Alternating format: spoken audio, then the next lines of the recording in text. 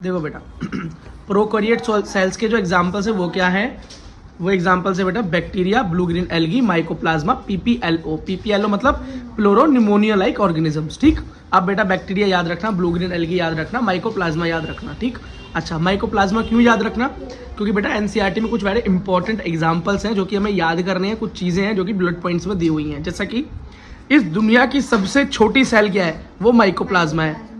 पहले भी बेटा मैं बता चुका हूँ, इसके पास कोई सेल वॉल नहीं है। और एक बात याद रखना, ये विदाउट ऑक्सीजन सर्वाइव कर सकती है। अगला, दुनिया की सबसे बड़ी इकलौती सेल, ये आइसोलेटेड सेल जिसे बोलते हैं, वो ऑस्ट्रिच का अंडा है। ह्यूमन की आरबीसी का जो डायमीटर है वो 7 माइक्रोमीटर है, मतलब बहुत छोटे लेवल पे जब नापते हैं। अब बैक्टीरियल सेल की बात करें तो बेटा बैक्टीरिया का सेल का जो साइज होता है वो 3 से 5 माइक्रोमीटर होता है। अब बेटा इसके बैक्टीरिया के जो सेल्स हैं वो अलग अलग तरह की शेप के हैं, ये हम पहले भी पढ़ चुके हैं, फिर से पढ़ते हैं। बेटा देखो, जो विब्रो मतलब जो कोमा शेप होते हैं जिनको विब्रो बोलते हैं, जो बेटा स्फेरिकल शेप होते हैं गोल, उन्हें कोकस बोलते हैं। जो बेटा स्पाइरल होते हैं, स्पाइरल शेप होते हैं, उसको हम स्पिरिलम बोलते हैं। और जो रॉड शेप होते हैं, लंबे लंबे होते हैं, उन्हें हम बैसिलस बोलते हैं बेटा। और विब्रो का एग्जाम्पल क्या है बेटा, विब्रो कोलेरा। अगला बात करें कोकस का तो स्ट्रेप्टोकोकस निमोनी है ना। और बेटा हमारा स्पाइरल का एग्जाम्पल देखें तो बोलो क्या है, बैसिलस थ्रुंगजेनेसिस। और हमारे इसका देखिए जरा, हाँ बैसिलस का रोड शेप का बैसिलस थ्रुंगजेनेसिस, और स्पाइरल का ये रोडो स्पाइरिलम। ठीक, अगला देखो बेटा, ये एग्जाम्पल एनसीईआरटी के ही हैं, कुछ फालतू एनसीईआरटी से नहीं कराएंगे, है ना। और दुनिया की सबसे लंबी सेल किसे बोलते हैं, हमारी नर्व सेल, मतलब हमारे न्यूरॉन को सबसे लंबी सेल कहा जाता है। अगली चीज देखो बेटा, जो बेटा ये प्रोकैरियोट सेल्स हैं, जरा प्रोकैरियोट्स के बारे में थोड़ी सी डिटेल्स पढ़ लो एनसीईआरटी में जो गिवन है। तो बेटा प्रोकैरियोट्स का मतलब मैं आपको समझा चुका हूँ, जो पुराने हैं, ठीक है, जिनका बेटा न्यूक्लियर मेम्ब्रेन नहीं है, जिनका डीएनए नेकेड है, साइटोप्लाज्म के अंदर है ना, जेनेटिक मटेरियल।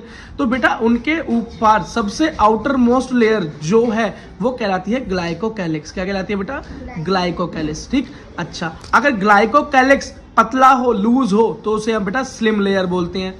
क्या बोलते हैं, स्लिम लेयर बोलते हैं, या बेटा सिंपल लेयर बोल देते हैं। क्या, सिंपल लेयर बोल देते हैं। और अगर थिक है और बेटा टफ है तो उसे हम कैप्सूल बोल देते हैं। क्या बोल देते हैं, कैप्सूल बोल देते हैं, है ना। तो कहीं सिंपल लेयर दिखाई दे तो समझ जाना वो थिन ग्लाइकोकैलिक्स की बात कर रहा है। अब बेटा बैक्टीरिया भी दो तरीके के होते हैं, एक होता है बेटा ग्राम पॉजिटिव, होता है ग्राम नेगेटिव। पहले बेटा फुल डिटेलिंग में पढ़ाया जाता था ग्राम पॉजिटिव ग्राम नेगेटिव, आपकी एनसीईआरटी ने काट दिया है। तो सिर्फ इतनी सी बात है कि 2 टाइप होते हैं, लेकिन एक नॉलेज में बता देता हूँ ग्राम पॉजिटिव क्या है, ग्राम नेगेटिव क्या है। बेटा देखो, बैक्टीरिया को माइक्रोस्कोप में देखने या किसी बेटा डिश पैट्री डिश जो होती है ना, ये साइंटिस्टों वाली डिश जो होती है, उसके अंदर बेटा ऑब्जर्व करने के लिए उस पर रंग डालना पड़ता है, स्टेन डालना पड़ता है। क्या डालना पड़ता है, स्टेन डालना पड़ता है। जिन साइंटिस्ट ने देखना चालू किया था उनका नाम बेटा ग्राम था, पूरा नाम तो कुछ और था, नॉर्मल अब ग्राम उनका सरनेम था। तो बेटा जब वो स्टेन डालते थे, जब वो कलर डालते थे, डाई डालते थे, तो कुछ तो बेटा ऐसे बैक्टीरिया थे जो डाई को एब्जॉर्ब कर लेते थे और डाई का रंग दिखाते थे तो पॉजिटिव, और नहीं दिखाते थे तो नेगेटिव। जो दिखाते थे वो ग्राम पॉजिटिव, जो नहीं दिखाते थे नेगेटिव। जो दिखाते थे उन पे कौन सा कलर आता था, उन पे कलर आता था बेटा पर्पल, और जो नहीं दिखाते थे वो कैसे दिखते थे, पिंक कलर्ड। बात खत्म, इतना ही समझना था, इससे भी कम समझना था, समझो। अब बेटा मीजोजोम समझो क्या है, मीजोजोम सेकंड चीज क्या है हमारी, मीजोजोम। हम किसकी बात कर रहे हैं अभी, प्रोकैरियोट सेल्स की बात कर रहे हैं। तो बेटा मीजोजोम क्या है, बेटा ये समझ लो एक सेल है, सिंगल सेल है। अब ये ऊपर सेल वॉल, अंदर सेल मेम्ब्रेन। अब सेल मेम्ब्रेन के अंदर देखो अंदर की तरफ ये स्ट्रक्चर्स पैदा हो गए, नीचे अंदर की तरफ एक्सटेंशन हो रहा है इसका, लंबे लंबे सिस्टे जैसे स्ट्रक्चर बन रहे हैं ना, ये नोक जैसे सिस्टे अंदर तक बन रहे हैं। सेल वॉल कहाँ जा रही है, अंदर तक टुवर्ड्स सेंटर की तरफ क्या कर रही है, कुछ एक्स्ट्रा एक्सटेंशंस बना रही है। तो extension of plasma membrane towards cytoplasm, ये साइटोप्लाज्म है, ठीक है। ये क्या कहती है, इसी को क्या बोलते हैं बेटा, मीजोजोम बोलते हैं। अब यही वेसाइकल बनता है, ट्यूब बन जाता है, वेसाइकल मतलब गोला बन जाता है, ट्यूब मतलब लंबा लंबा हो जाता है, लैमिला मतलब बाउंड्री बना देता है। ठीक, ये करते क्या है, ये बेटा सरफेस एरिया को बढ़ाने का काम करते हैं। देखो ना, जितना ज्यादा ये सिस्टम बढ़ेगा उतना ज्यादा सरफेस का एरिया तो बढ़ेगा, सरफेस बढ़ ही रहा है, बट इस तरीके से नहीं बढ़ रहा, तो इस तरीके से बढ़ रहा है अंदर की तरफ। अब देखो सेल वॉल फॉर्मेशन में सबसे इंपॉर्टेंट चीज बेटा यहाँ से क्वेश्चन आता है कि मीजोजोम का काम क्या है। तो बेटा एक तो वो सेल वॉल बनाता है, क्या बनाता है, सेल वॉल बनाता है। डीएनए रेप्लिकेट करवाता है, मतलब जब हमारी सेल डिवाइड करती है तो डीएनए भी तो डिवाइड होता है अंदर, तो उसका रेप्लिकेशन करवाता है, मतलब उसकी कॉपी बनाने में काम आता है। दूसरा रेस्पिरेशन, मतलब अंदर ही हमारे यहाँ पर ग्लूकोज की फॉर्मेशन होती है ऑक्सीजन का यूज करके, एनर्जी बनाई जाती है, मतलब रेस्पिरेशन भी इसी के अंदर होगा। और एक और देखो सिक्रीशन प्रोसेस, और जो वेस्ट मटेरियल बनेंगे या CO2 वो बेटा बाहर यहीं से निकलेगा। जब अंदर रेस्पिरेशन हो रहा है तो CO2 यहीं से एक्सक्रीट होगा। बहुत इंपॉर्टेंट है बेटा, यहाँ से नीट में बहुत बार क्वेश्चन आया है, हो सकता है फिर कोई क्वेश्चन यहीं से बना दे, क्योंकि बनाने के लिए बहुत चीजें हैं, बहुत सारे फंक्शन है मेसोसोम के जो कि पूछे जा सकते हैं। सरफेस एरिया का बढ़ना, सेल वॉल फॉर्मेशन होना, DNA का रेप्लिकेट होना, रेस्पिरेशन का होना और सिक्रेशन प्रोसेस का होना। ठीक है बेटा, ओके बेटा अगली चीज देखो जरा, प्लाज्मिड। क्या देखो, प्लाज्मिड।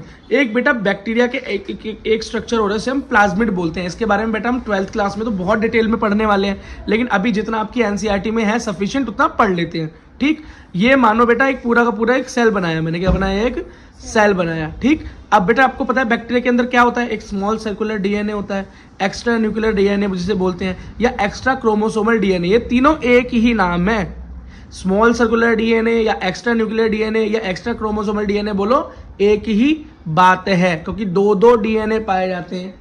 प्लाज्मिड में कैसे DNA पाए जाते हैं, दो। एक तो बेटा नॉर्मल DNA तो है बैक्टीरियल DNA या जीनोमिक DNA या क्रोमोसोमल DNA या न्यूक्लियर DNA, एक ही बात है।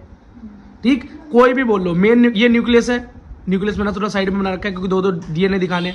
दूसरा DNA क्या है, स्मॉल है, सर्कुलर है। अब इसको एक्स्ट्रा बोल लो, एक्स्ट्रा क्रोमोसोमल बोल लो, कुछ भी बोल लो। ठीक है, अगला बेटा प्लाज्मिड का काम क्या होता है। प्लाज्मिड बेटा ट्रांसफॉर्मेशन में मदद करता है, किसमें, ट्रांसफॉर्मेशन ऑफ सेल में मदद करता है। बहुत ज्यादा सीरियस लेने की जरूरत नहीं है इसको, 12th क्लास में आएगा। आप बोलोगे भैया नीट में क्वेश्चन आएगा यहाँ से, तो बेटा नीट का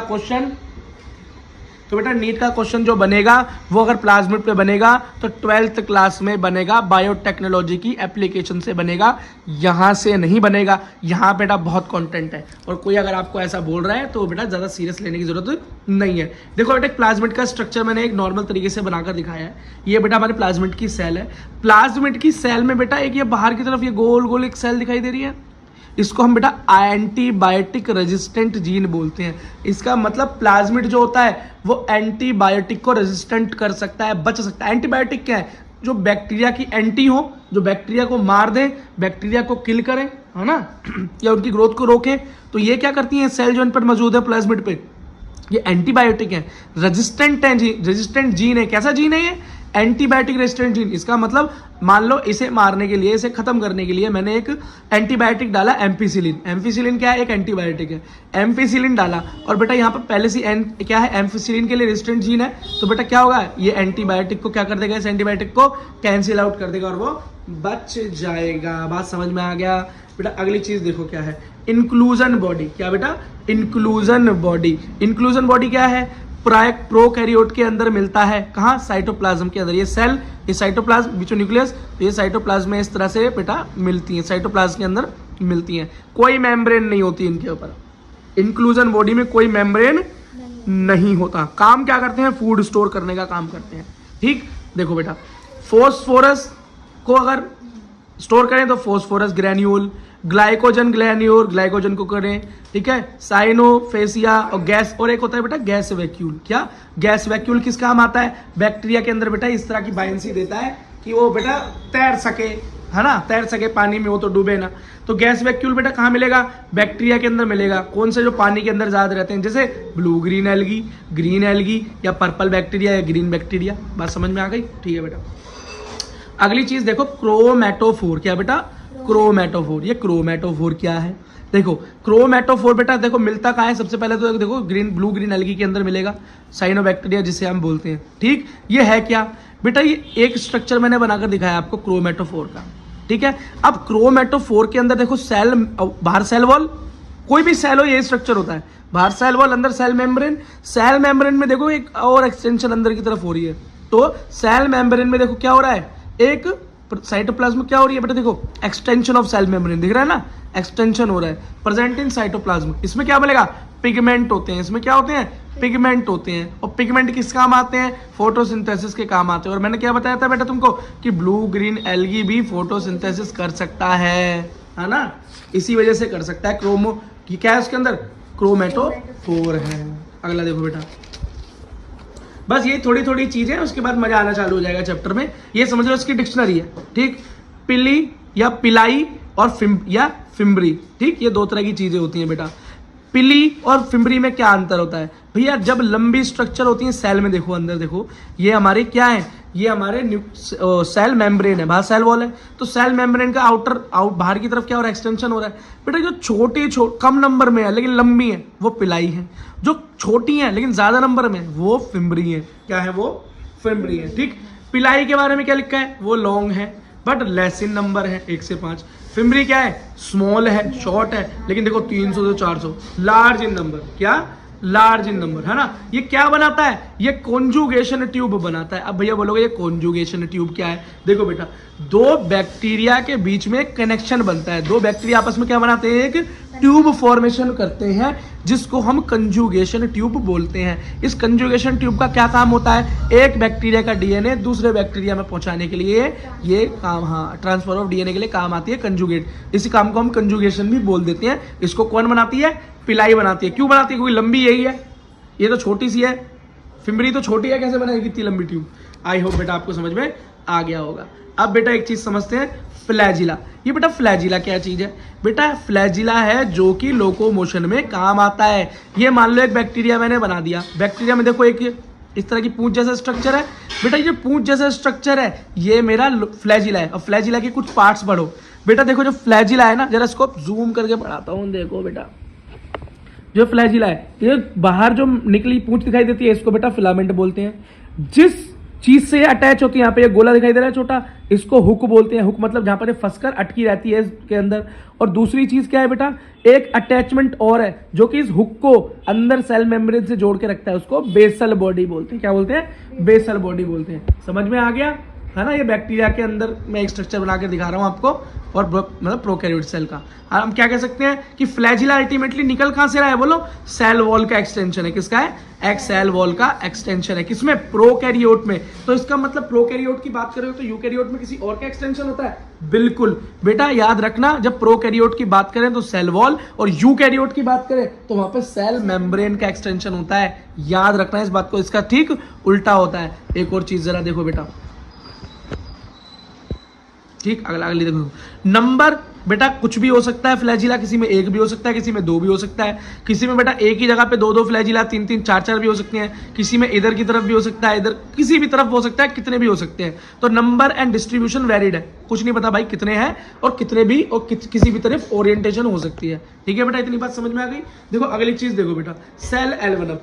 सेल एनवेलप का मतलब क्या है बेटा? जो सेल को कवर करे, सेल को कवर करे। ठीक है, देखो बेटा मैंने एक सेल बनाई है, यहाँ पे क्या बनाई है? एक सेल बनाई है।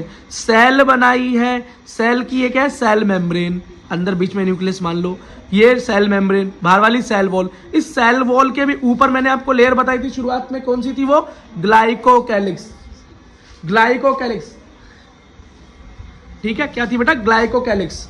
अब ग्लाइकोकैलिक्स मैंने बताया था जब हार्ड होती है तो बेटा अगर ग्लाइकोकैलिक्स हार्ड हो तो कैप्सूल बोलते हैं, मैं आपको पहले बता चुका हूं, और सॉफ्ट हो तो सिंपल लेयर बोलते हैं। ठीक, अच्छा बेटा ये सॉफ्ट और लूज जो लेयर होती है ये कैसी त्वचा देती है हमारे बैक्टीरिया को या सेल को? किस तरह की त्वचा देती है? स्टिकी। कैसी? स्टिकी, चुपचुपा सरफेस होता है ना। बाहर की तरफ सेल वॉल, फिर सेल मेम्ब्रेन। बेटा glycocalyx, cell wall, cell membrane, तीनों चीजों को मिलाकर हम सेल एनवेलप बोलते हैं। ठीक है, अब बेटा अगली चीज देखो। अब एक बात देखो बेटा, जो ये तीनों लेयर होती हैं आपस में बड़ी टाइट बंधी होती है। कैसी होती है? बड़ी टाइट बॉन्ड होती हैं, वेरी टाइट बॉन्ड। यहाँ तो बेटा खुला दिखाना पड़ेगा ना आपको पढ़ाने के लिए। थिक बॉन्ड होती है। ये क्या है? केमिकली मतलब कॉम्प्लेक्स है, मतलब अलग अलग केमिकल से बनी है तीनों की तीनों। सेल वॉल की बात करें तो वो पेप्टाइडोग्लाइकेन से बनी है, या पेप्टाइडोग्लाइकेन से बनी है। ये क्या है? शुगर और अमीनो एसिड। बेटा इनके बारे में आपको और ज्यादा समझ में आएगा जब अभी आप बायोमोलिक्यूल पढ़ोगे ना नेक्स्ट चैप्टर, तो बने रहना चैनल पे, तो देखना आपको कितनी अच्छी तरीके से ये चीजें रट जाएंगी। अभी मुश्किल लग रही है सुनने में, आगे वाले चैप्टर में क्या लगेगा? हलवा पूड़ी लगेगा। देखो बेटा, अब सेल मेम्ब्रेन की बात करें तो वो लिपिड्स की बनी है। लिपिड्स मतलब फैट, और प्रोटीन की बनी है। ठीक है, और ये क्या है? सिलेक्टिव परमिएबल, मतलब किसी चीज को अंदर और बाहर, हाँ, हर किसी को अंदर बाहर नहीं जाने देती है। ऐसे सेल पे मर जाएगी जैसे वाटर, है ना। अगली चीज देखो बेटा, अब बात करते हैं बेटा राइबोसोम की। किसकी बात करते हैं? राइबोसोम की। तो राइबोसोम का स्ट्रक्चर देखो बेटा, बाहर ये सेल मानो, अंदर सेल वॉल मानो, अंदर ये सेल मेम्ब्रेन, यही होता है बेटा। फिर न्यूक्लियस।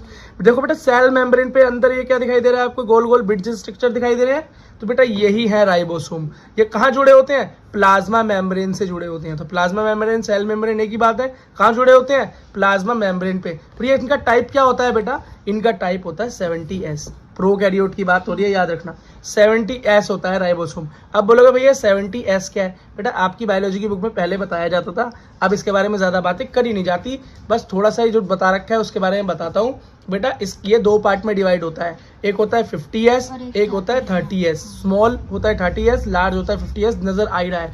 अब बोलोगे ये है क्या, एस, भैया एस का मतलब होता है सेडिमेंट्री कोफिशिएंट। इसका मतलब होता है बेटा जब हम बेटा साइंस के लैब के अंदर आपने देखा होगा ट्यूब होती है, ट्यूब, और एक बेटा मशीन होती है जिसके अंदर वो ट्यूब और टेस्ट ट्यूब डालते हैं और वो घूमती है ना, घूमती हैं। जब वो बेटा मोशन करती हैं उसके अंदर बेटा जो वो हैवी चीजें होती हैं वो बेटा डाउन हो जाती हैं, नीचे सेडिमेंट हो जाती हैं, और जो लाइट होती हैं हल्की होती हैं वो ऊपर की तरफ रहती हैं। इससे क्या होता है बेटा, उनको पृथक करने में, अलग करने में मदद मिलती है।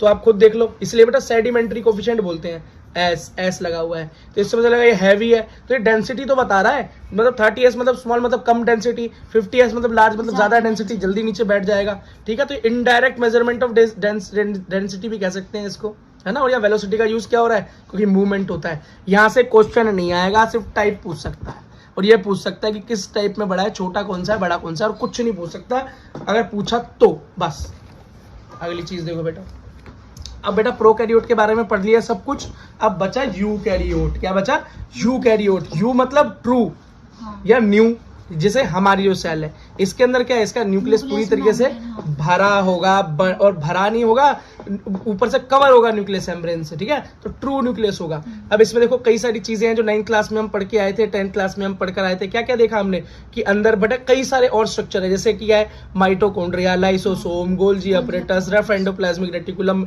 एंडोप्लाज्मिक रेटिकुलम, ये सारी चीजें हमने पढ़ी। और भी बहुत सारी चीजें जैसे वैक्यूल वगैरह।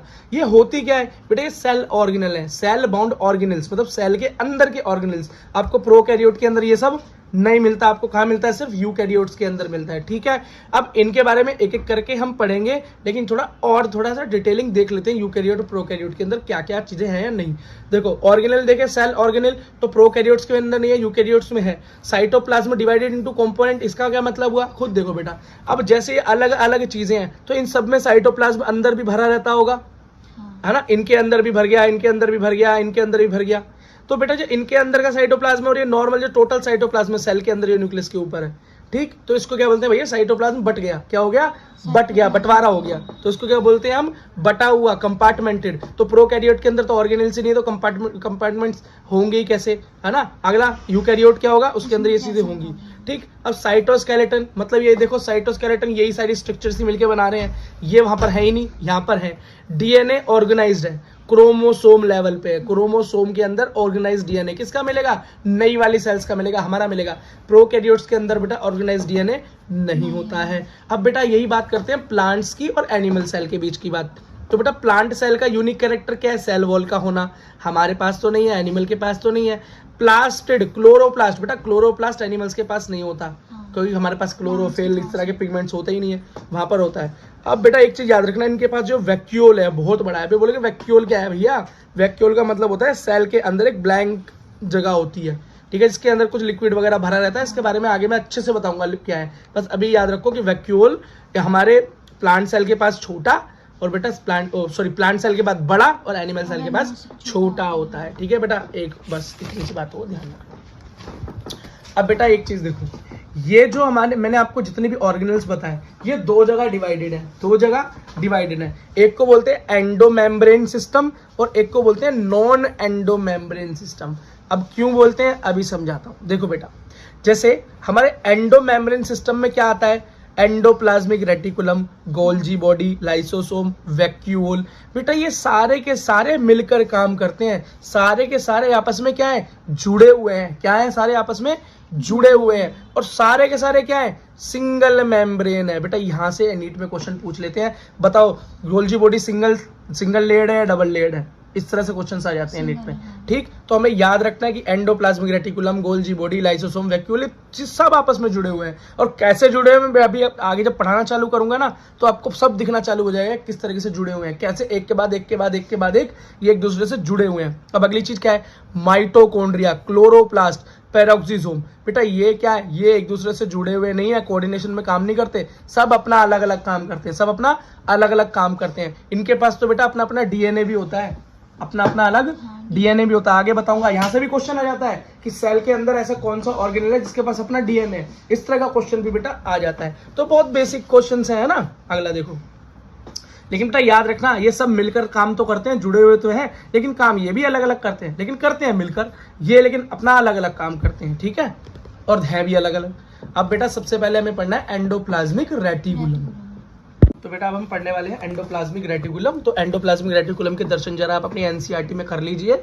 ये आपकी न्यूक्लियस है, क्या है, न्यूक्लियस है, ये न्यूक्लियर मेम्ब्रेन है, न्यूक्लियर मेम्ब्रेन से ही जुड़ा हुआ आपको ये स्ट्रक्चर दिखाई दे रहा है। अब इसके अंदर दो कैटेगरी होती है, एक होता है बेटा एंडोप्लाज्मिक रेटिकुलम नॉर्मल, एक होता है रफ एंडोप्लाज्मिक रेटिकुलम, ठीक है। हाँ, अब इस ये गोल्जी अपरेटस कहाँ से आ गए भाई सब, यही देखो अभी, ठीक। अब इसके अंदर एक जगह तो आप डॉट डॉट दिख रहे हैं, एक जगह डॉट डॉट नहीं दिख रहे, अब टेंशन मतलब यहाँ से नहीं, नोट से पढ़ाऊंगा, ठीक। बेटा ये बनाने को तो कभी आता नहीं है ना, बस हमको सीखना है। ये वही बेटा न्यूक्लियस है और यही रफ यही एंडोप्लाज्मिक क्या है, रेटिकुलम है। देखो बेटा इसका जरा समझो, एंडो का मतलब होता है अंदर, क्या होता है, अंदर। प्लाज्मा का मतलब होता है साइटोप्लाज्म, और रेटिकुलम का मतलब होता है नेटवर्क ऑफ ट्यूब का स्ट्रक्चर, मतलब ट्यूब जैसे नेटवर्क बना ले उसका स्ट्रक्चर।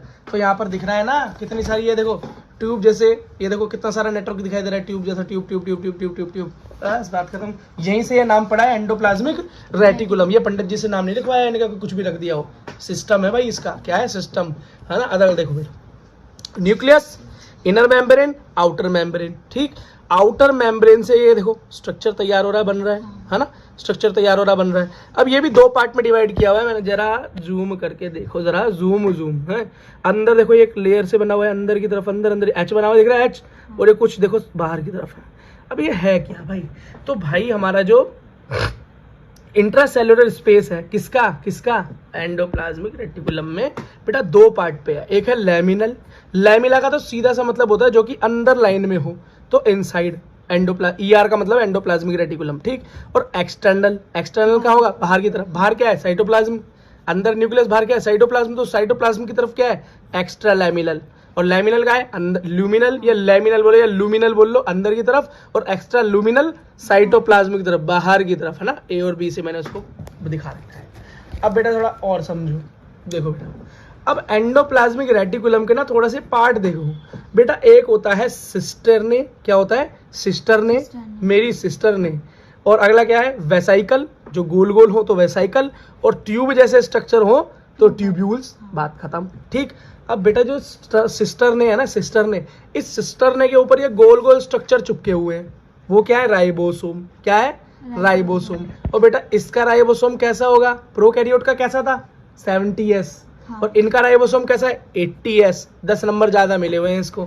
इसका डिवीजन क्या है, 60-40, कैसे, 60-40, बस इतना याद रखना, और ज्यादा कुछ याद रखने की जरूरत नहीं इसमें, ठीक। तो आपको दिखाई दे रहा है राइबोसोम कहाँ पर है, सिस्टरने पे, वेसाइकल पर नहीं है राइबोसोम, ट्यूब्यूल्स पे नहीं है राइबोसोम। अब बेटा एक चीज याद रखना, 60-40 तो 100 अब इसका बनता है 80, अब वो इनका यही तरीका है बेटा, यही कैलकुलेशन है बायोलॉजी के अंदर ना। हम इतने डीप हमें पढ़ना नहीं है, हमें जो एनसीईआरटी में बोला है हमें समझना है। अगर इसकी डीप नॉलेज देनी होती तो इस पर एक मस्त लेक्चर हो जाता, लेकिन वो आपको कहीं हेल्प नहीं करने वाला, ठीक। अगला देखो बेटा, ये रफ एंडोप्लाज्मिक और स्मूथ का मतलब समझ लो बेटा, जिसके ऊपर राइबोसोम चिपका हो, ये डॉट डॉट डॉट डॉट चिपके हो, और जब ये डॉट डॉट डॉट डॉट चिपक जाएंगे तो क्या होगा, हमारा स्मूथ एंडोप्लाज्मिक रेटिकुलम के ऊपर ये डॉट डॉट डॉट डॉट आकर इसे खुरदरा बना देंगे, इसे रफ बना देंगे, इसलिए इसे हम रफ एंडोप्लाज्मिक रेटिकुलम बोलते हैं। तो रफ एंडोप्लाज्मिक रेटिकुलम में क्या मिलेगा आपको, सिस्टरने मिलेगी, क्योंकि सिस्टरने के पास ही क्या है, क्या है, राइबोसोम है, तो इसलिए वो खुरदरा बनाती है। और स्मूथ पर क्या मिलेंगे, वेसाइकल और ट्यूब्यूल बचे हुए हमारे। राइबोसोम होगा, यहाँ पर राइबोसोम नहीं होगा। इसको देखो, इसका ओरिजिन क्या है, ये बेटा कैसा है, कंटिन्यूएशन, कैसे, बिल्कुल कंटिन्यू है एकदम। कहां से निकलेगा, ये न्यूक्लियर मेम्ब्रेन से जुड़ा है, किससे, न्यूक्लियर मेम्ब्रेन से, कहां से, न्यूक्लियर मेम्ब्रेन से। और ये क्या है, रफ एंडोप्लाज्मिक रेटिकुलम से जुड़ा हुआ है, ठीक है, कौन जुड़ा हुआ है? Smooth endoplasmic reticulum. बात खत्म।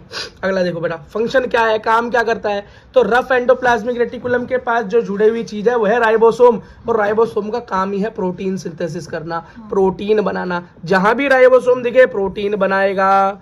और बेटा जब वहां वो नहीं होगा तो स्मूथ वाला क्या करेगा? प्रोटीन तो बनाएगा ही नहीं, लिपिड बनाएगा। लिपिड मतलब फैट का सिंथेसिस करेगा, स्टेरॉइड्स का, स्टेरॉइड हार्मोन्स टाइप होते हैं उनका करेगा, लेकिन ये करेगा सिर्फ एनिमल्स में, कहाँ? प्लांट में नहीं करेगा।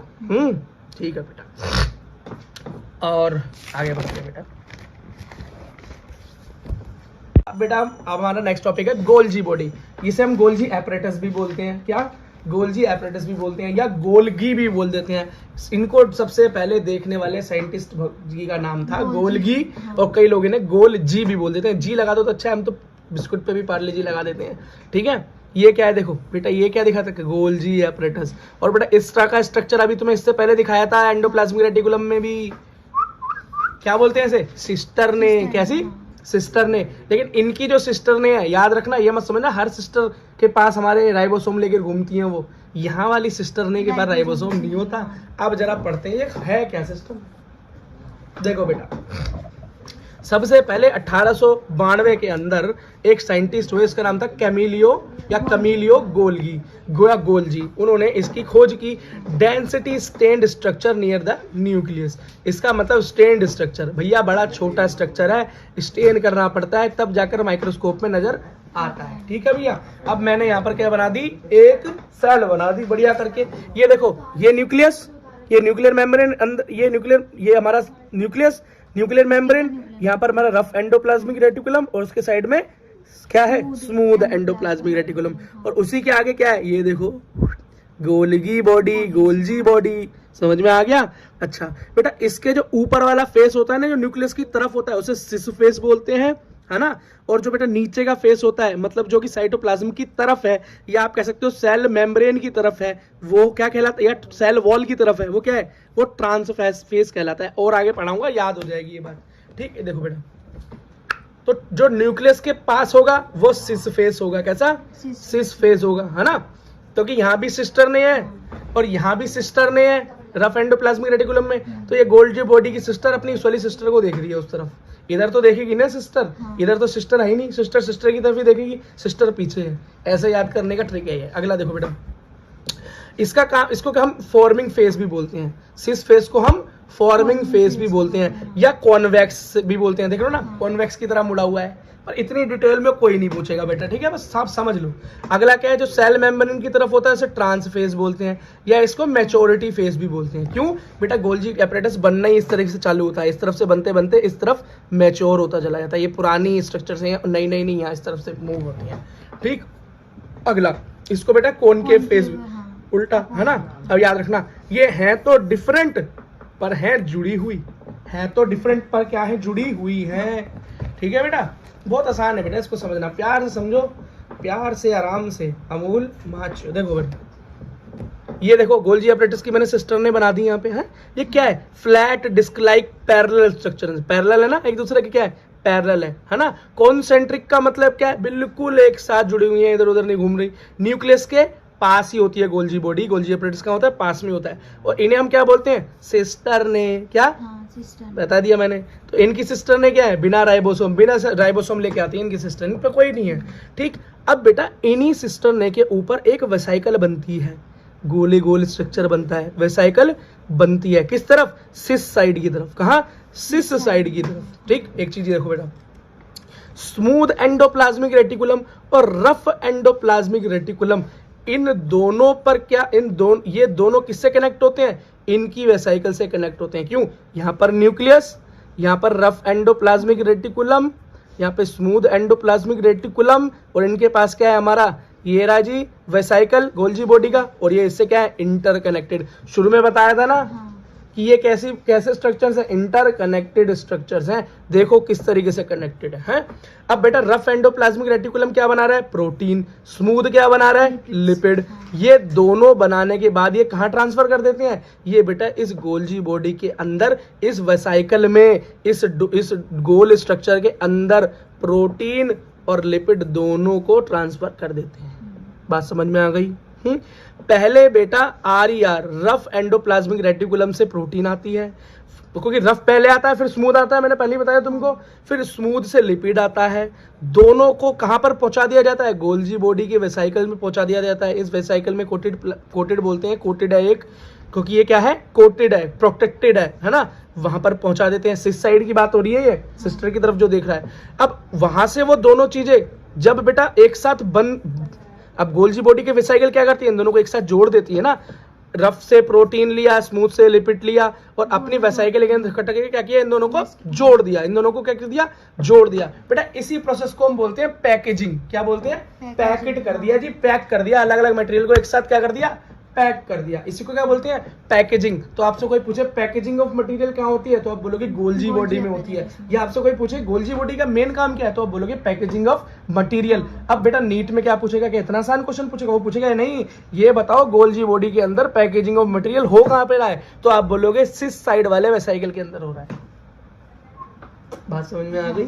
ठीक है, देखो किस तरह से कनेक्शन बन रहा है। रफ एंडोप्लाज्मिक रेटिकुलम स्मूथ से जुड़ा, स्मूथ वाला गोल्जी बॉडी से कैसे जुड़ा, है ना, ये सब इंटरकनेक्टेड है। अब देखो सिस साइड की तरफ पहुंच गया, अंदर पहुंच गया। मैंने पूरी चीजें तुम्हें बता दी। अब बेटा प्रोटीन और लिपिड अब कहां जाएगा? अब बेटा इस वेसाइकल से अंदर सिस्टरने की तरफ जाएगा। नीचे सिस्टरने ही तो है, तो अब ये सिस्टरने की तरफ मूव करेगा। क्या करेगा? मूव करेगा। ठीक, अब क्या होगा? सिस्टर ने एक और नई चीज करेगा। सिस्टर ने प्रोटीन और लिपिड को और ज्यादा क्या करेगा?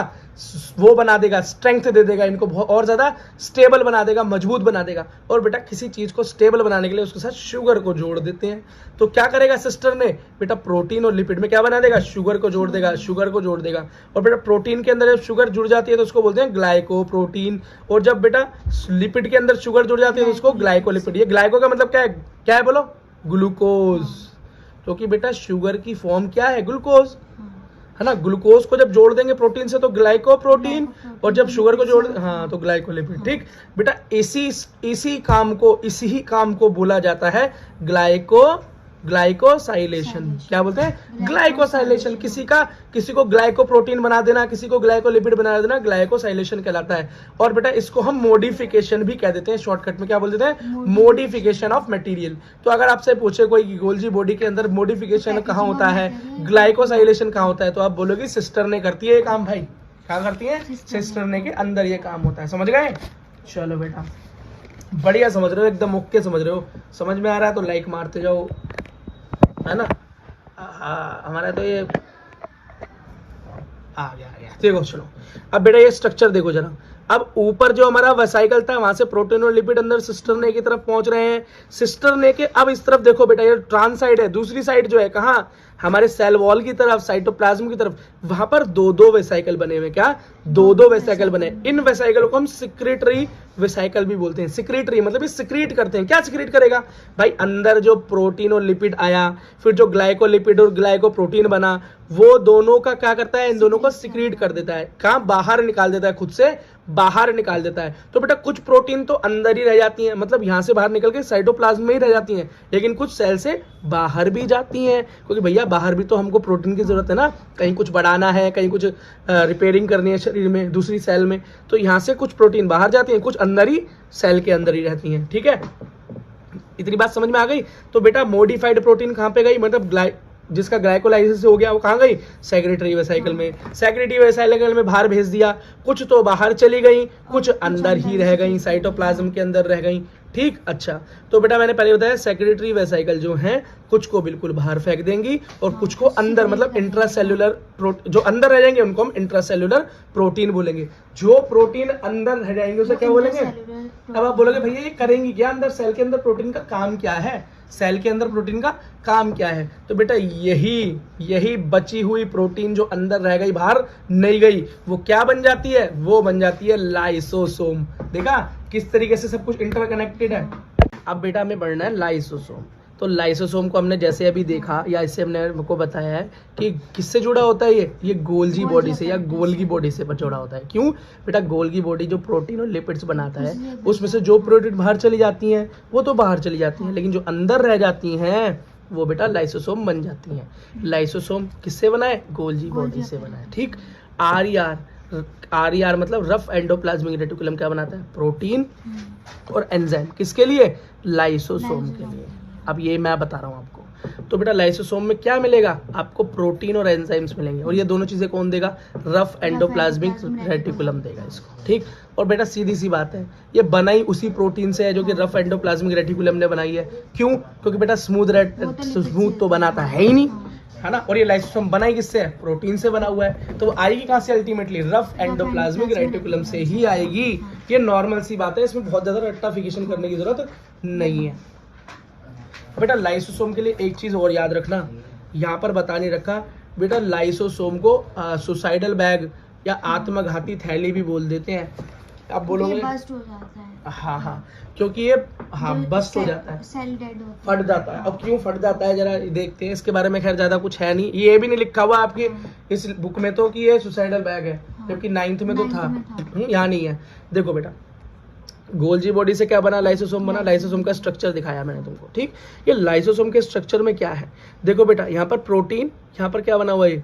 इसको बोलते हैं प्रोटोन पंप। क्या बोलते हैं? Proton pump. ये अंदर क्या करता है? H+ आयन छोड़ता रहता है, H+ आयन छोड़ता रहता है, H+ आयन H+ आयन का मतलब क्या है? एसिड। क्या बनाता है? अंदर एसिडिक एनवायरनमेंट तैयार करता है। कैसा? Acidic environment. और ये क्या है? Single membrane. तो बेटा हम जो भी सब पढ़ते आ रहे हैं ना, rough endoplasmic reticulum, smooth endoplasmic reticulum, फिर गोल्जी बॉडी, फिर लाइसोसोम, ये सब क्या है? Single membrane organism. याद कर लेना बेटा, ये नीट में ही पूछ लेते हैं। अंदर ये बीच में क्या है? एंजाइम्स है। अंदर क्या है इसमें? लाइसोसोम में एंजाइम्स हैं, है ना। अभी देखते हैं एंजाइम करते क्या है। ये एंजाइम भैया प्रोटीन के बने होते हैं, और इनको काम करने के लिए पानी चाहिए। क्या चाहिए? पानी चाहिए। इसलिए इन एंजाइम को हम हाइड्रोलाइटिक एंजाइम भी बोल देते हैं। क्या? हाइड्रोलाइटिक एंजाइम भी बोल देते हैं। क्यों? बेटा ये फूड के डाइजेशन में मदद करते हैं। किसमें मदद करते हैं? फूड के डाइजेशन में मदद करते हैं, ठीक। तो इसलिए हम इन्हें एसिड या हाइड्रोलाइजेस भी बोल देते हैं। क्यों भाई एसिडिक हाइड्रोलाइसिस क्यों बोल देते हैं इस चीज को? क्योंकि एसिडिक एनवायरनमेंट है अंदर, है ना। अच्छा बेटा, जो कार्बोहाइड्रेट को पचा दे वो कार्बोहाइड्रेट, जो प्रोटीन को पचा दे वो प्रोटीएज, और जो लिपिड्स को पचा दे वो लाइपेज। लिपिड क्या होता है बोलो? फैट। प्रोटीएज प्रोटीन, कार्बोहाइड्रेट क्या होता है? कार्बोहाइड्रेट, शुगर, है ना। एक और चीज देखो, लाइसोसोम डिफरेंट टाइप के होते हैं, बहुत अलग अलग तरीके के देखने को मिलते हैं लाइसोसोम। कहीं छोटा, कहीं मोटा, कहीं किसी तरीके का, कहीं इसी तरीका। तो इसे हम पॉलीमॉर्फिज्म बोलते हैं। जिसकी बहुत सारी फॉर्म मिले उसे क्या बोलते हैं? पॉलीमॉर्फिज्म। पहले ही पढ़ चुके हैं हम बेटे।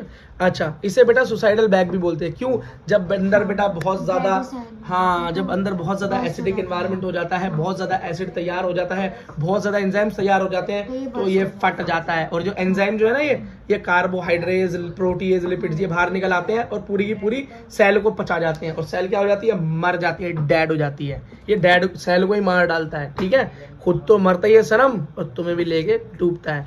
अगला बेटा एक टर्म और है प्लियोमॉर्फिक। क्या? प्लियोमॉर्फिक। ये प्लियोमॉर्फिक का मतलब क्या है बेटा?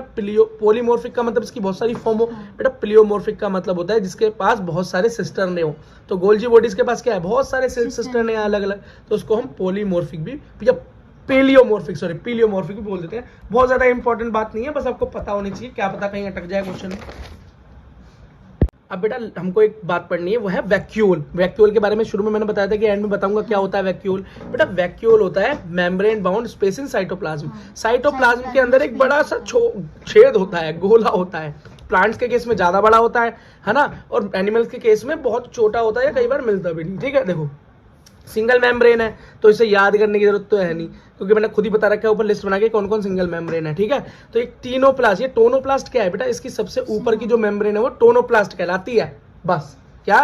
वैक्यूल को ढकने वाली लेयर को टोनोप्लास्ट कहते हैं। ये क्या है? Selectively permeable. इसका मतलब किसी चीज को अंदर जाते हैं, हर चीज को अंदर नहीं जाने देती, हर चीज को बाहर भी नहीं जाने देती, और जरूरी भी है ना। अगर ये सबको जाने देगी तो डीएनए निकल के बाहर भाग जाएगा सेल का। अब बोलोगे भैया वैक्यूल में डीएनए कहां से आ गया? इसमें नहीं है, मैं परमेबल की डेफिनेशन की बात कर रहा हूँ, ठीक। अब वैक्यूल की बात करें बेटा, प्लांट सेल के अंदर 90% जगह वैक्यूल घेर के रखता है, इतनी खाली जगह होती है उसके अंदर, ठीक है। अब इसके अंदर मिलता क्या है? पानी भरा होगा, सैप भरा होगा, मतलब सोल्यूट वगैरह, आयंस वगैरह भरे होंगे। एक्सक्रीटरी सब्सटेंस होगा, मतलब वेस्ट मटेरियल होगा जिसका कोई काम नहीं है, कोई काम नहीं है। ये बेटा मैंने उसका स्ट्रक्चर बना रखा है। यहाँ पर क्या है बेटा? सोल्यूट्स दिखा रखे हैं। देखो अंदर कितने ज्यादा, बाहर कितने कम।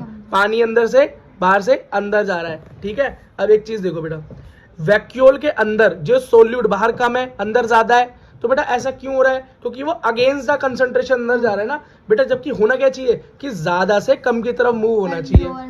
हाँ, लेकिन यहाँ पर कैसा मूवमेंट होता है? लोअर से हायर कंसंट्रेशन, अंदर ज्यादा है फिर भी अंदर मूवमेंट हो रही है। तो बेटा इस तरह की मूवमेंट को हम अगेंस्ट द कंसंट्रेशन बोलते हैं, है ना, या हम इसे अप हिल भी बोलते हैं। क्या बोलते हैं? अप हिल भी बोल देते हैं बेटा। और इसमें क्या लगता है? बहुत एनर्जी लगती है बेटा। कोई जगह कोई ज्यादा है और कम की जगह मूव कर रहा है, आराम से मूव करेगा, एनर्जी की भी जरूरत नहीं पड़ेगी। लेकिन बेटा जब उसको उल्टा करना पड़े, क्या उल्टा करना पड़े, तो उसमें बहुत एनर्जी लगती है। इसको हम एक्टिव ट्रांसपोर्ट भी बोलते हैं। क्या?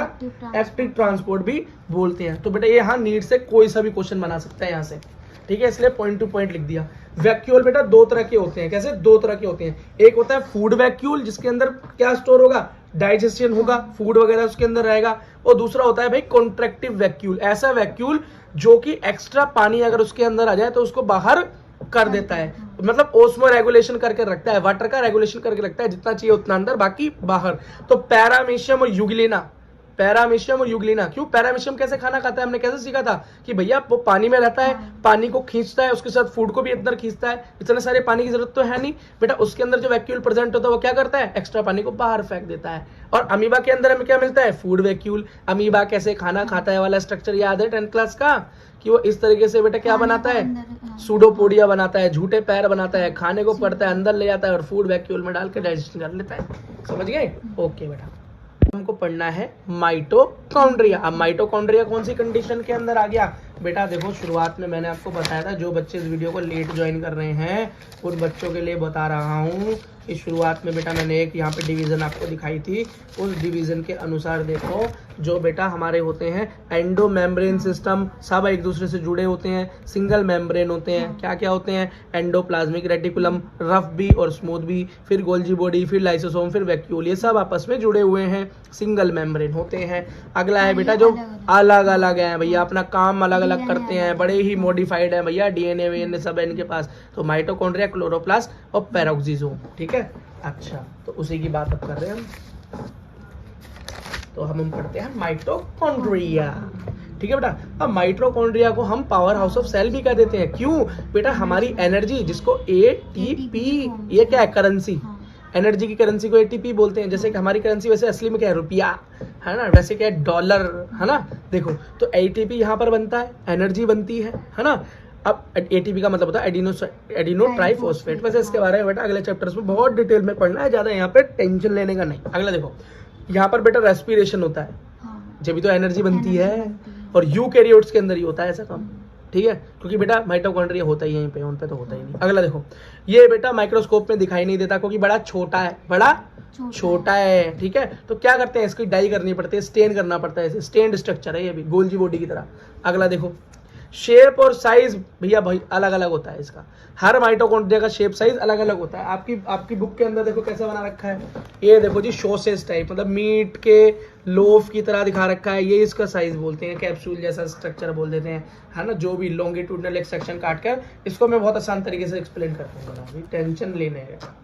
अगला देखो बेटा, नंबर कितने हो सकते हैं भैया? कितने भी हो सकते हैं, क्योंकि देखो जितनी ज्यादा एनर्जी की रिक्वायरमेंट जिस बंदे को होगी उतने ही ज्यादा माइटोकॉन्ड्रिया, उसी तरह के हाँ। तो अलग अलग फिजियोलॉजी पे डिपेंड करता है सेल की। और ऑर्गेनिज्म भी भैया किस तरीके का है ना, पूरे दिन सोने वाला ऑर्गेनिज्म है, कोई ऐसा जानवर है ज्यादा एनर्जी की जरूरत नहीं पड़ती, छोटे मोटे माइटोकॉन्ड्रिया होंगे। देखो जैसे कि जर्मिनेटिंग सीड, जो सीड बढ़ रहा है, तो उसके अंदर माइटोकॉन्ड्रिया कैसे होंगे? ज्यादा एनर्जी चाहिए।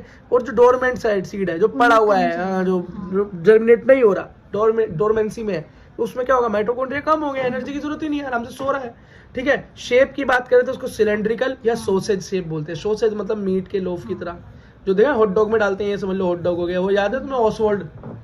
ऑसवर्ल्ड का एक कुत्ता होता है, वो हॉट डॉग जैसा लगता है। चलो कोई बात नहीं, ठीक है। अब इसकी मेम्ब्रेन क्या है बेटा? दो मेम्ब्रेन है। यहाँ से भी नीट का क्वेश्चन बन सकता है कि माइटोकॉन्ड्रिया कैसा स्ट्रक्चर है? डबल लेयर्ड या टू मेम्ब्रेनस, है ना। अब जरा देखो एक स्ट्रक्चर बेटा मैंने भी बनाया माइटोकॉन्ड्रिया का, आप भी देख लो, ठीक है। देखो ये बेटा माइटोकॉन्ड्रिया, ये आउटर सेल, मतलब वो बाहर की सेल, वो मेम्ब्रेन, और वॉल, और अंदर क्या सेल मेम्ब्रेन, यही होता है बेटा सेल के अंदर। मैं खुद ही बोलते ना पूरी दिन क्लास लेने से ऐसा हो जाता है, सॉरी बेटा। देखो हाँ, सुनो, देखो ये आउटर मेम्ब्रेन, ये अंदर क्या है, इनर मेम्ब्रेन, अंदर की मेम्ब्रेन। अब देखो इनर मेम्ब्रेन के अंदर क्या है, देखो अंदर की तरफ एक्सटेंशन हो रहे हैं, अंदर की तरफ एक्सटेंशन हो रहे हैं। इन एक्सटेंशंस को हम क्या बोलते हैं, क्रिस्टे बोल देते हैं। क्या बोलते हैं, क्रिस्टे बोल देते हैं। बात खत्म, ठीक है। बाहर बेटा ये डॉट डॉट जैसे प्रोटीन लगे हुए हैं यहाँ पर, इन्हें हम पोरिन प्रोटीन बोलते हैं। पोरिन मतलब एक पोर की तरह काम करते हैं। इसका मतलब ट्रांसपोर्टेशन में, ट्रांसपोर्ट चीजों के अंदर आने और बाहर जाने में मदद करते हैं। एटीपी बनेगी, बाहर जाएगी, एटीपी के लिए कार्बोहाइड्रेट अंदर आएगा, शुगर अंदर आएगा, बहुत सारी चीजें हैं ना, ऑक्सीजन भी अंदर आएगा, CO2 बाहर जाएगा। बेटा इस अंदर के स्ट्रक्चर को क्या बोलते हैं, अंदर जो भरा हुआ है इसे मैट्रिक्स बोलते हैं। क्या बोलते हैं, मैट्रिक्स बोलते हैं। हाँ, अब ये सिस्टर ने है, इस सिस्टर ने के ऊपर देखो ये कहीं कहीं पे ये स्ट्रक्चर दिखाई दे रहे हैं ना, ये गुलदस्ते बने हुए फूल के हैं। इसको बेटा F1 या FO पार्टिकल, क्रिस्टी सिस्टर नहीं, सॉरी बेटा, क्रिस्टी, क्या क्रिस्टी, हाँ सिस्टर ने याद आ रही है हमें, हमारी सिस्टर बुला रही है। देखो F1 FO स्ट्रक्चर बोलते हैं इसको, ठीक है। अब इसी में क्या होता है, यहीं पर ATP बनती है। F1 FO जो है ना, यहीं पर बनती है। कहाँ बनती है थोड़ा सा बताता हूँ, है ना। अच्छा, एक चीज और देख लो बेटा, यहाँ ये लिखा है पेरी माइटोकॉन्ड्रियल स्पेस। इसका मतलब आउटर लेयर और इनर लेयर के बीच की जो जगह है, इसको हम बोलते हैं पेरी माइटोकॉन्ड्रियल स्पेस बोल देते हैं, या इंटर मेम्ब्रेन, है ना। इंटर मेम्ब्रेन मतलब दो मेम्ब्रेन के बीच का जो स्ट्रक्चर है, जो स्पेस है, उसे बोलते हैं। आउटर मेम्ब्रेन की बात करें तो कॉन्टिन्यूअस है, सीधी है पूरी, कोई दिक्कत नहीं। लेकिन इनर मेम्ब्रेन कैसे डिसकंटिन्यूअस है, क्यों, एक्सटेंशन में डिपेंड बनी हुई है ना। देखो एक्सटेंशन में तो इरेगुलर होगी, रेगुलर नहीं है, इरेगुलर है, ठीक है। अब पोरिन प्रोटीन कहाँ मिलेगा, आउटर में मिलेगा, अंदर नहीं मिलेगा, ठीक है। अच्छा, परमिएबल है, बाहर वाली पोरिन की वजह से ज्यादा है, अंदर वाली कम वो है परमिएबल, ठीक है। एंजाइम्स दोनों के अपने अलग अलग एंजाइम्स हैं, ठीक। लिमिटिंग मेंबर, लिमिटिंग का मतलब होता है सबसे बाहर की जो वॉल होती है उसको लिमिटिंग बोलते हैं। तो सबसे आउट वाली तो लिमिटिंग मेम्ब्रेन है, अंदर वाली लिमिटिंग नहीं होगी, ठीक है बेटा। बस यही जरूरी है बेटा। एक चीज और देखो, माइटोकॉन्ड्रिया एंड क्लोरोप्लास्ट ये सेल्फ डुप्लीकेटिंग है। क्या, क्लोरोप्लास्ट बेटा, क्लोरोप्लास्ट कहाँ मिलेगा, क्लोरोफिल से जुड़ा जुड़ा लग रहा है, प्लांट में मिलेगा। माइटोकॉन्ड्रिया ये तो आप पढ़ ही रहे हो बेटा, ये दोनों सेल्फ डुप्लीकेटिंग है। क्यों बेटा, ये खुद बाइनरी फिजन के द्वारा 1 से 2 हो जाते हैं, खुद डिवाइड हो सकते हैं इनके पास, ये खुद डिवाइड हो सकते हैं। यहां से भी नीट का क्वेश्चन बन सकता है, ठीक है।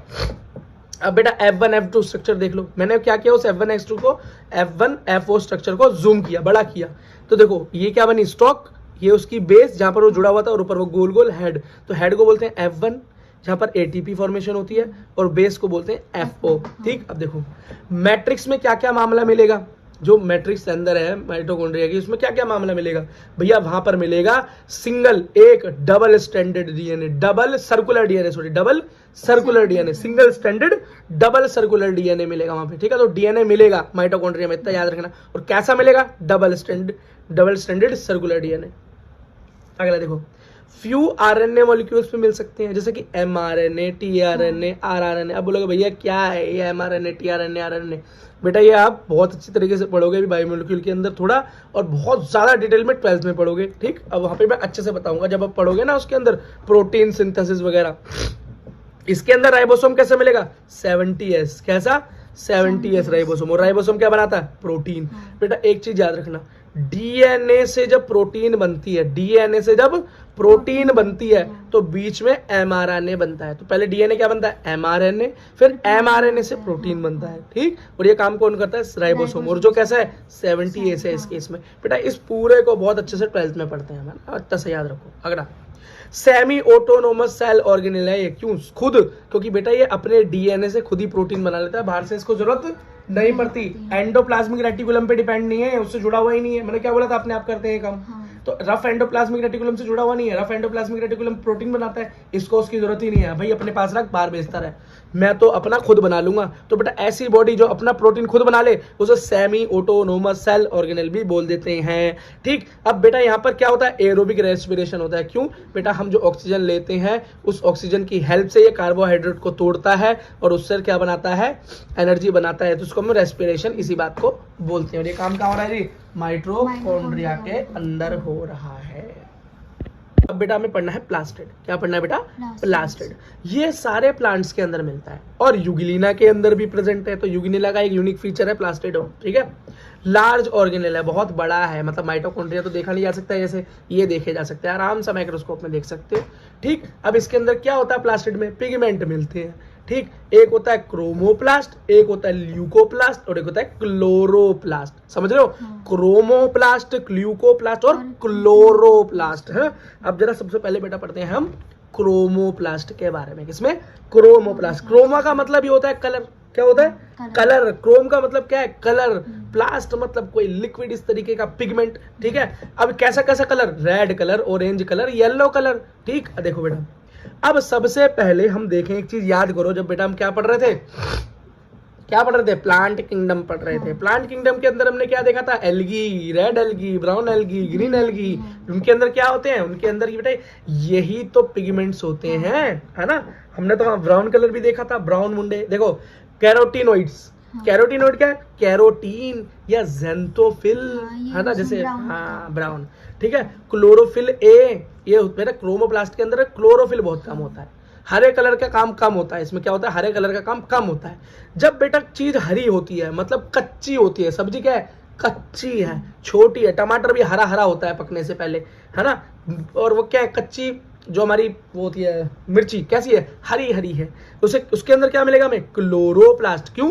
क्लोरोफिल होता है ना उसके अंदर, क्लोरोफिल भर भर के। लेकिन जैसे ही वो राइप हो जाएगा, पक जाएगा, वो क्या हो जाएगा? लाल हो जाएगा या ऑरेंज हो जाएगा। कैरेट के केस में टमाटर कैसा हो जाएगा? लाल लाल टमाटर। कैसे? लाल लाल टमाटर, लाल लाल मिर्ची। समझ में आ गया? तो वो क्या बन गया? क्लोरोप्लास्ट से क्रोमोप्लास्ट बन गया। कई कलर आ गए, क्रोम हो गया भाई साहब वो तो, ठीक है। अगला देखो, फिर है ल्यूकोप्लास्ट। क्या? ल्यूकोप्लास्ट। ल्यूकोप्लास्ट के पास कोई कलर नहीं है भाई। क्या? कोई कलर नहीं है, नो पिगमेंट, कलरलेस। कोई पूछे कौन है तो ल्यूकोप्लास्ट इज कलरलेस। क्यों?